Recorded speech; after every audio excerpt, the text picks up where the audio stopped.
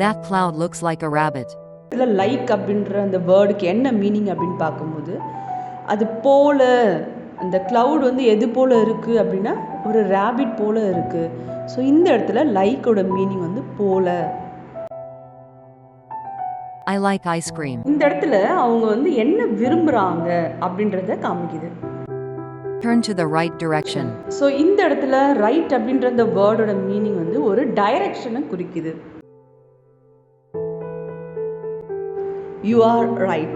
So இந்த இடத்துல ரைட்ன்ற இந்த வேர்டோட மீனிங் நீங்கள் கரெக்டாக சொல்கிறீங்க அப்படின்னு அர்த்தம். Don't break the class. So இந்த இடத்துல பிரேக்குன்ற அந்த வேர்டு எதை குறிக்குது அப்படின்னா உடையிறத பற்றி குறிக்குது.